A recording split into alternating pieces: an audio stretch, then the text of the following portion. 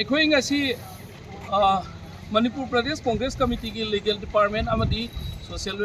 media ꯗꯤꯄꯥꯔꯠꯃꯦꯟꯒ ꯄꯨꯜꯂꯒ ꯈꯨꯠꯁꯝꯅꯔꯒ chief electoral officer ꯂꯝꯐꯦꯜ ꯄꯥꯠꯇ application ꯑꯃ ꯄꯤꯁꯟꯕꯅꯤ ꯃꯔꯨꯑꯣꯏꯅ ꯉꯔꯥꯡ ꯅꯍꯥꯟ ꯑꯩꯈꯣꯏꯒꯤ ꯕꯤꯁꯦꯝꯄꯨꯔ ꯗꯤꯁꯇ꯭ꯔꯤꯛꯀꯤ ꯏꯝꯄ꯭ꯂꯣꯏꯃꯦꯟ ꯑꯦꯛꯁꯆꯦꯟꯖꯗꯒꯤ 28 ꯃꯥꯔꯆ 2024ꯗ ꯑꯩꯈꯣꯏ ꯅꯣꯇꯤꯁ ꯑꯃ ꯊꯦꯡꯅꯔꯦ ꯃꯁꯤ ꯑꯇꯣꯞꯄ ꯑꯦꯛꯁꯆꯦꯟꯖꯁꯤꯡꯗꯁꯨ ꯊꯥꯏ ꯍꯥꯏ ꯏꯖꯨꯀꯦꯁꯟ ꯑꯦꯁꯀꯤ ꯗꯤꯄꯥꯔꯠꯃꯦꯟꯒꯤ ꯃꯈꯥꯗ contract ꯕꯦꯁꯤꯁꯇ pre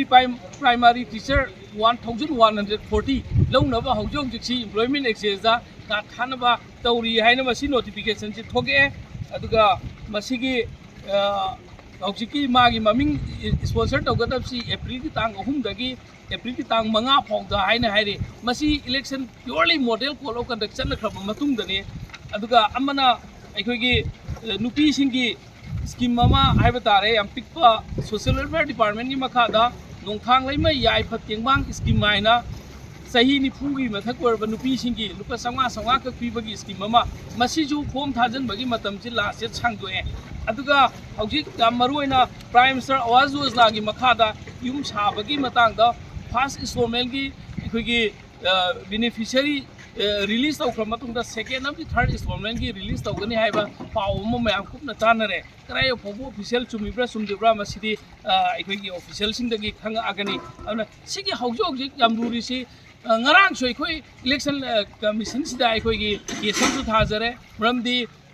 akhoi gi chief minister gi banglo mamang da nupi myam ama laga tawribasi karino haibagi makhada hauji ngasi akhoi thari sina election model follow conduct sana khaba matungda kari gi damukta government gi department sing jina thabu kauribo no sinida election follow conduct sana khri dingai mamang da kauba natraga follow conduct lawthokra matungda tawgadamneba ana masi mari lenaba department sing tawribasi yengsan bi aiduna chief election officer da thare aduga ngasi mak election commission of india new delhi da su ngasi mak chesi thagragani ana mayam na su concern department sing na su masi mitna kong sing na election follow conduct thugai ba thauji tawbi ganu ai bo famji appeal tawjari thank